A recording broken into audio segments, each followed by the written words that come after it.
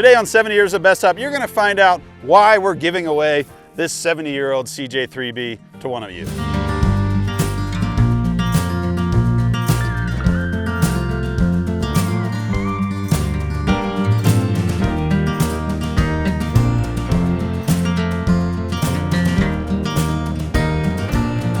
On today's episode, this is my friend Scott. He works for Bestop. We are going to take the Jeep, go for a little drive, talk about Bestop, the history, and four-wheeling, and all the other great things we can do out here in Moab, Utah. And you're driving. Let's go. All right.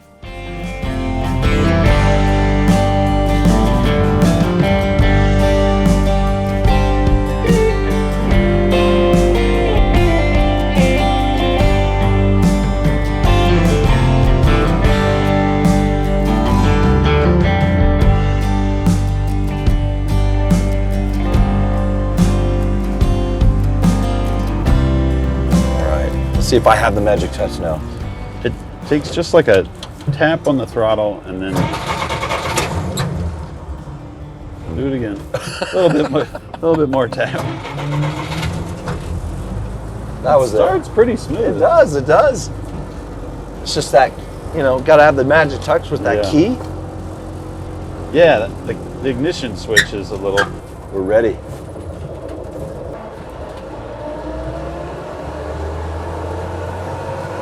Scott Baird. Now, what is your official title? Head of Sales and Marketing. Okay. I mean, a lot of companies have done vehicle giveaways, but most of them are like, here's a brand new Wrangler. And I think it's really cool, like Bestop being around for 70 years, they're like, let's find something, a 70-year-old Jeep with some character. Yeah, exactly. At first we found the original slat grill that Bestop designed their first top on. Really? And we started brainstorming around that a long time ago. And we went around and around on, should it be? Yeah. How old should it be? Should it be? Should we do a CJ5? Should we find a 3A? Should we find a 3B? Well, I remember when we were first kind of talking about this, there was a little bit of concern where people were like, the 3B's kind of funny looking. But at the end of the day, there's two things. This is the same year as the company. Right. And someone's going to win it. Right. You would take a free Jeep Compass if you won it. Like, you might be like, I don't want to go buy one. Oh, I would take even. And the more that you drive this, the more you're like, this is actually really cool. It's epic. And when you look at for me, the 3B, the high hood, I love it. Yeah. I love it. It's going back in the family, there was an old 3B. Grandpa had one on the farm. Yep. And to me, it's special. Now, where did you grow up? I grew up in Idaho, southeast Idaho. And did you grow up Jeeping? I didn't. You didn't? I grew up around Jeeps. Yep. Motorcycles, snowmobiles, cars, trucks, muscle cars, and then horsepower, farm trucks. Yeah. A lot of Jeeps on farms. And my buddy in high school had a YJ with a 4-cylinder, and we went everywhere in that thing. And we built it up and put sound systems in it. And my first car was a Toyota Hilux. Oh, okay. 1976. Nice. I didn't have any money. My dad had a Hilux that had been rolled over. The cab was smashed. It was sitting in our back field. I said, Dad, if we can fix that, can I drive it? That's awesome. So I went and bought a manual. Started wrenching. Found a cab at a junkyard. And all I could think about was 4 wheels, man. Freedom of 4 wheels. And so we found a cab, and he and I worked on it, and I drove that for 5 years. Nice. I was a little older for my grade. I mean, I didn't have a license, but farm community. Yeah. I would drive it anywhere. I was driving 10-wheel farm trucks before I had a license, and man, I couldn't have been happier in that old truck.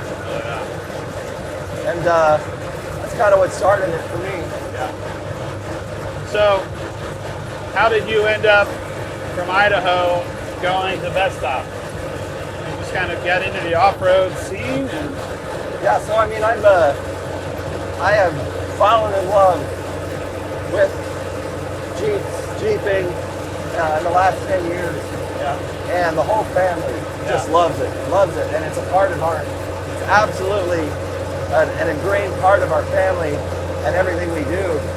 And my kids, it's all they've ever known is Jeeps and off-roading. you and your wife both have Jeeps, We both have Jeeps now. which you also have a lot of kids. I do. So you can either buy one big truck or you can buy two trucks. So you take all the kids and everybody's in a different Right, Jeep. right. And it's kind of like, it's like dodgeball, Yep. Line up and we'll pick who gets to ride in which Yeah. Jeep. We love it. We love it. Now, Colorado, Utah, major Jeep scene, major Jeep market. Yeah. And that's where I really got the opportunity to travel, really the world, and see the Jeep culture off-road in some incredible places. And what really just blew my mind was that the Jeep culture, the Jeep experience, man, it didn't matter if you were in Korea, Dubai, Canada, South America. They love them everywhere. It's a part of so many people. Yeah. And it doesn't matter, it brings people together, right? You look at organizations like Jeep Jamboree, Red Rock Four-Wheelers, and it brings those people together. How old are your kids? Are they getting to the age where they want Jeeps? Oh yeah. Yeah, my oldest is 13. Oh. She drives the big Jeep every now and then. Just, Yeah. close Closed by. course. Close course. Professional driver. Yep, yep. And like I was telling you before, one of our favorite things to do on Saturday is take the top off. My Jeep has a third row in it. Yeah. And we'll just head out down to downtown and get some ice cream in it. And So, how much of the history of Bestop do you know? oh, So you said that. I know some milestones. So, Tom Bradley. Yep. was the guy, and he was doing upholstery. Was he the upholstery shop, or did he go to an upholstery shop and get them to start making it? No, he started it. Okay. He started making tops, like anyone, small operation in Colorado. Because it snows there. Because it snows. People want to. 1954, Yep. and was making tops for Willys, for Army Jeeps, Yep. and started just producing more and more tops as the Jeeps progressed. 1954, this was the current model, but he actually started much earlier Yep. for the 2As and the slack grill. And it just really blew up from there. And they started as the Jeep got better, Yep. the tops got better. Oh yeah. The CJ5, the CJ6, the CJ7, the YJ, the TJ just kept going and going. Other companies got involved. We moved to Boulder, Colorado, or in that area, to the mountains, closer to the mountains. Yep. Combined with a company in Longmont. You heard of company, remember LeBras? Yeah. That became part of the group. Oh wow. Dual-matic, Yep. that was part of it. Yep. I think that was the hub company. That was the hubs, yep. Which is kind of funny because like everybody knows Bestop for tops and Warren for winches, but actually both of them at one time made hubs. Warren still does. Yeah. And so it's kind of weird to see how these two iconic brands, like they were competitors at one time and then they kind of found their niche. Yeah, it's interesting to see through the history, the early days of this whole market. Yeah. and people were just making, kind of exploring and trying to innovate. It really was started off as replacement parts, Yeah. right? It wasn't about lift kits and 40-inch tires. It was like, how about we just keep warm in the winter? Right, How about we right. just unlock the hubs if we want to drive down the road? It's interesting to see the evolution of the soft top, how the soft top was solving a problem to help you cover up because, you know, you usually weren't. Right. And now, as we went into the 70s, the 80s, the 90s, the 2000s, it's been kind of shifted a little bit to be a way to be topless, to take your hard top off and allow you to have an easier way to be topless, Yep. which is kind of the whole point of the Jeep, Yeah. in my opinion. Yeah.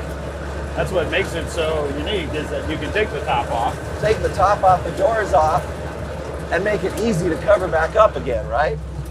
We got a big group of bikes we might need to kind of creep by. And then if you go into the 80s, fast forward to the 80s,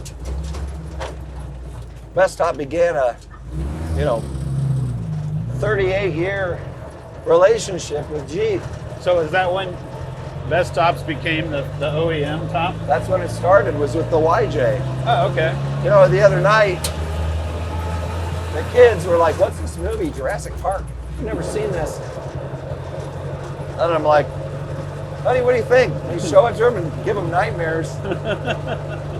And as you know, classic Jurassic Park, YJ's with the Jurassic Park logo on it.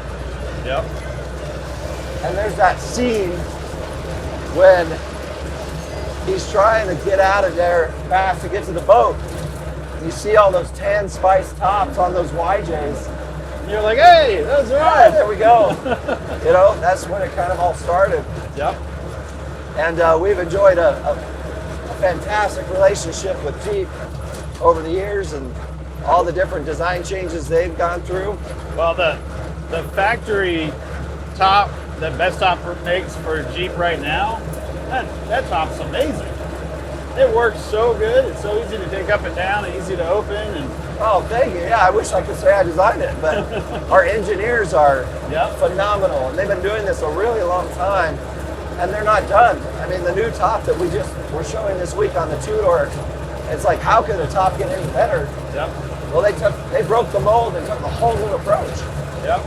you know, and so as the Jeep has progressed, so have our tops and our design philosophy. Well, Jeeps used to be for some guy that wanted to go four-wheeling or hunting, and now there's like moms hauling kids, and it's like you really need to keep the top as easy to work as the whole rest of the vehicle does. You know, that's a really interesting point, right? People want a top that It's easy. it's easy, it's premium, right? It looks good. It's warm. It's warmer, that's a little better with sound insulation, and It's something you could live with all year long. yeah. Well, sometimes it seems like the Bestop top is quieter than the hard top. Like there's less Less noise sometimes. yeah, less echoing inside. You know, my wife, when she got her Jeep, she said, "You're not doing any of that. Lift kits, big tires. You're not going to ruin my Jeep." I beg to differ. Yeah. She says, "But you are going to put my Sunrider on." First day that Jeep came home, hard panels went up in the rafters of the garage. Nice, safe and sound. And the Sunrider is on there all year. Oh yeah. And that product has quickly become our #1 seller. Yeah. A lot of times I call that the soft top to the hard top. Yeah. It gives you the best of both worlds, right? Now, I just picked up a hard top for my little two-door because I want to install a Sunrider on it and try it out. you know, and But it doesn't give you that full convertible feel, Right. but it's pretty dang close. Yeah. You know? And then last year we just added a retractable shade so you can keep it open even longer. But Yeah. you know, and something that people don't realize a lot of times is that the early 2000s was a big milestone for us. We took our soft top approach to convertible tops and we took it to the truck market. Oh yeah. And we introduced the Super Top, the truck. Yep. And that is still a product that people go, wow, oh, I didn't know I could do that. I could have a full top for my bed, a full, like, camper type shell. But when I don't want it, it just Slide it all forward. convertible. And it's great for like guys with motorcycles. You can like push it forward, load a whole motorcycle in, go out to the desert, fold it back. You can camp in it while you're riding, and then convert it again. We camp in it. I've got a little Tacoma. Take the kids up and camp in the back. But what I find is that I leave it up most of the time. And when I don't need it, just blow it away. So, Bestop, little upholstery shop. They start making tops for flat fenders, and then you guys are coming up on 70 years of business.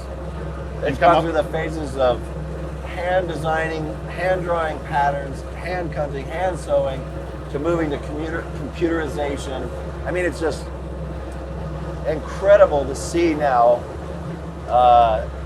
what we're doing now in the plant. Yeah.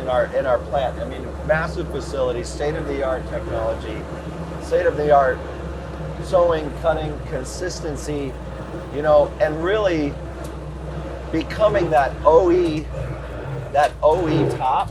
Yep. Really pushed us to excellence. Yeah.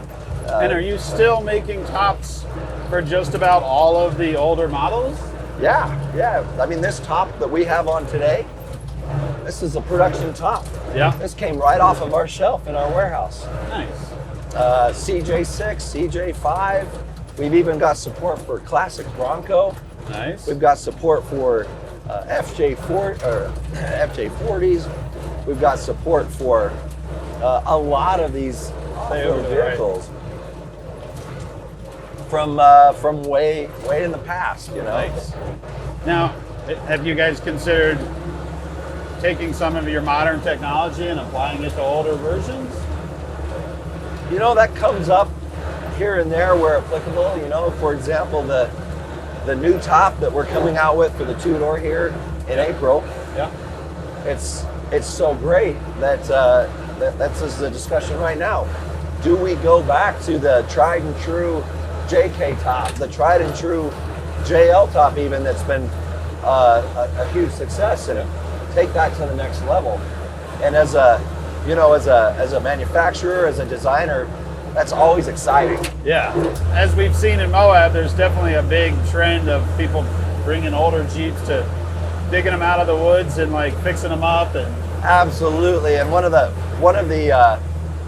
best parts of our sales mix is that group. Yeah. The lifetime ownership of especially these classics. Yep. Those customers really care about their Jeeps or their Broncos or their Toyotas or whatever. They really care. We want those tops to last a long time, and it's not uncommon to see a really old top that's snapping in place, holding up. Zippers are still working. We see that all the time. But yeah. Tell me a little bit more about the idea behind this Jeep as a giveaway. Absolutely. This has been a lot of fun.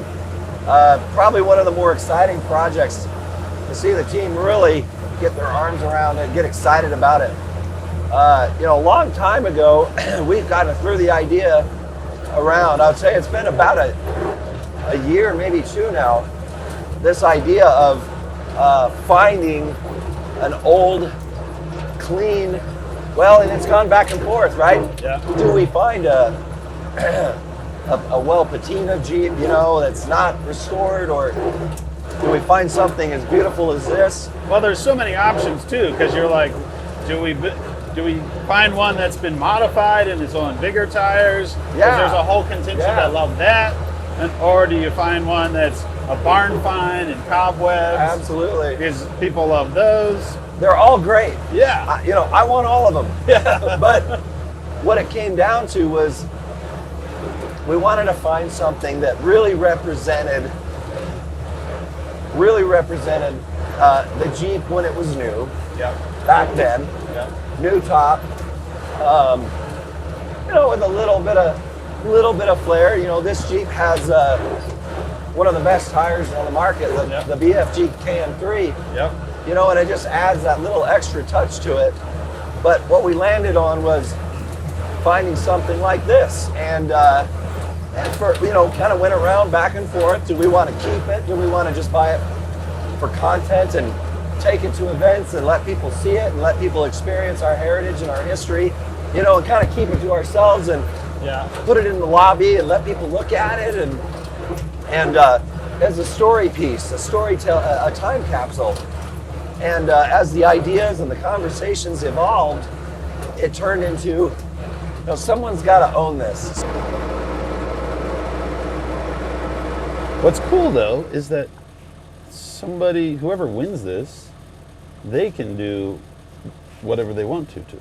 That was what we wanted. We wanted a clean canvas, right? Yeah. Something that was beautiful, the body's beautiful, mechanically it's done, it's there, but it's a starting point, right? It can become part of their story. Right. They can do engine swaps and axles and bigger tires, or keep it the way it is and like drive it until it has its own patina, and like any direction.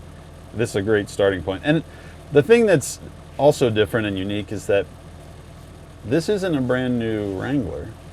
The person that wins this will be getting something that's fun and unique, but it's not going to be, they have to kind of wrap their head around the fact that this is a 70-year-old Jeep. Yeah.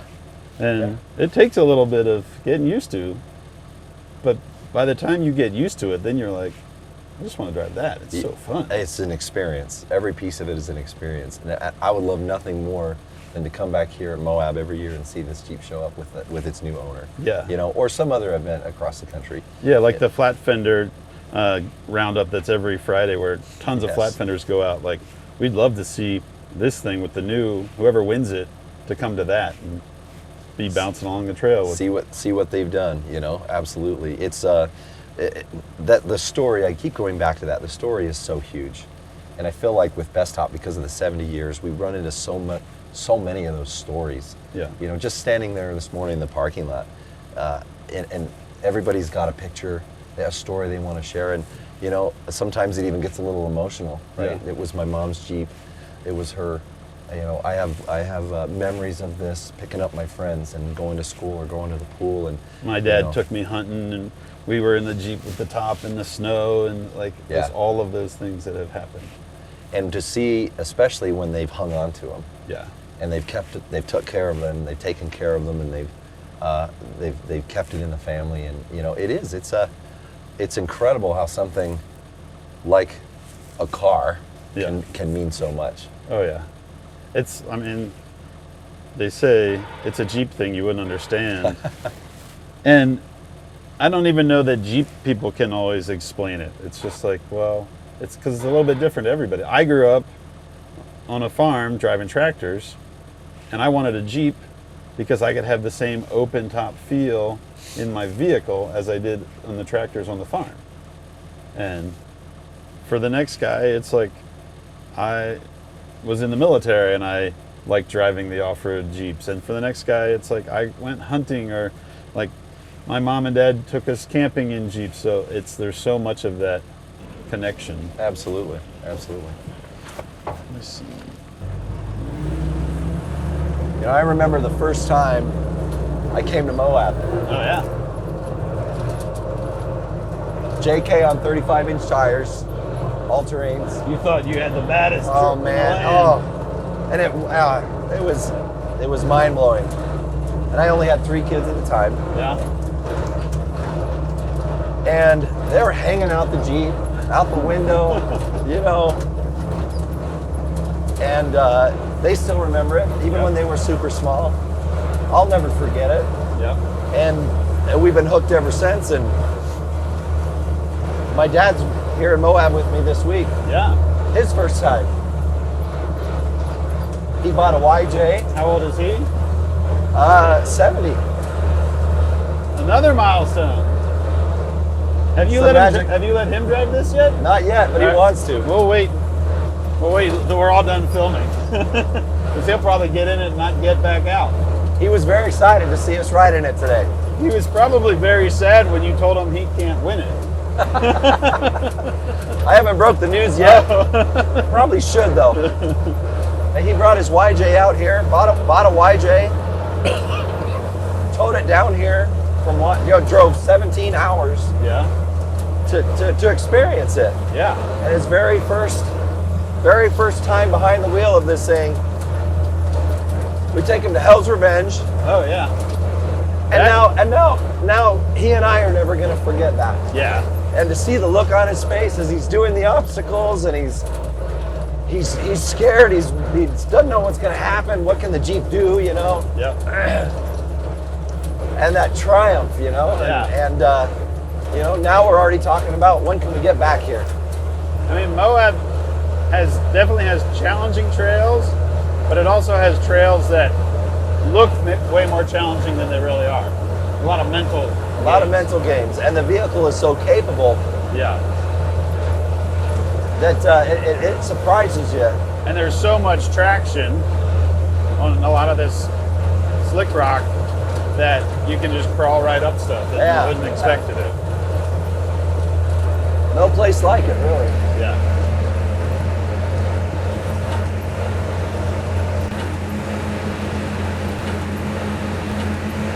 Imagine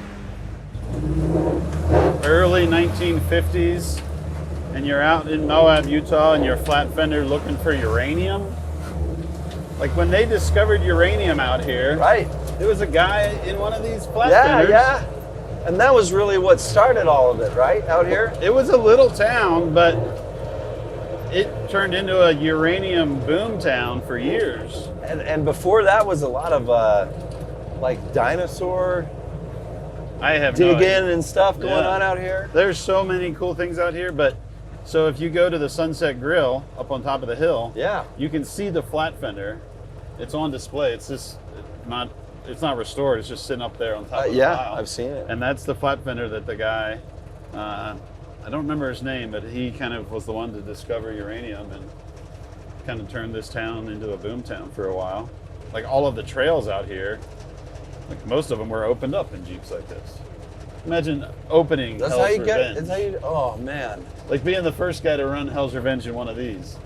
Like it's No black marks to follow. no. No, it was like I wonder if I can get up that. Yeah. Right.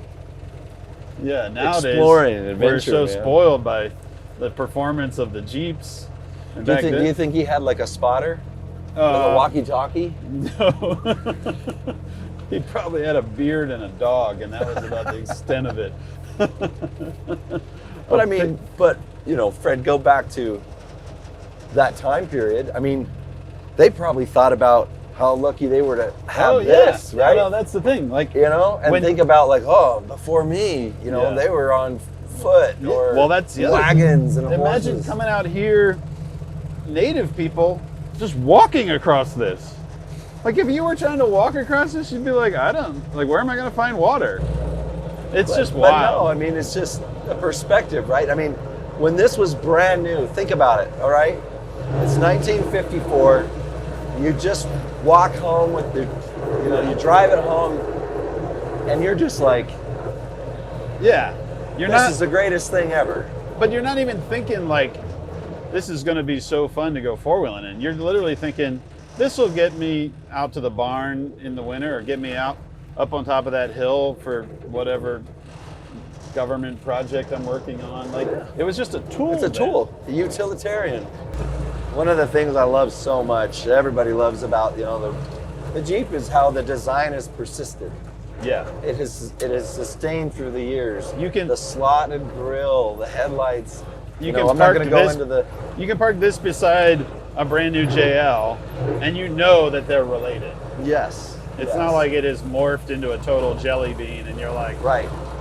I mean, yes, it's 100 miles different, but it's also like, that's because of that. That's because Yes, of that. The windshield, yes. like the grill.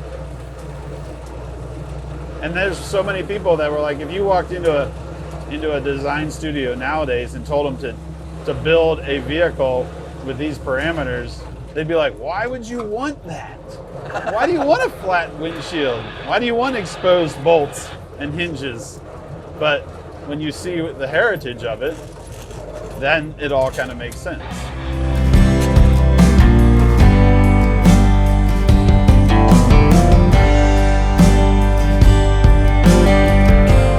What do you think of driving the CJ3B, Scott? Oh man, that is the most fun I've had in a long time, and I cannot think of a better Jeep to help tell our story. Yeah. And I'm excited to hear what some of our other friends think of it and their story. We are out here in Moab, Utah for a week. We're gonna have so many fun people driving this thing, stories getting told, but most importantly, how can somebody win this thing? Everybody wants to know how they can take it home. It's so easy. You just go to bestop.com. All the information is on there. You'll be done in no time. Awesome. That's it for this first episode of the 70 Years of Bestop series. Stay tuned for more fun adventures with this little Jeep.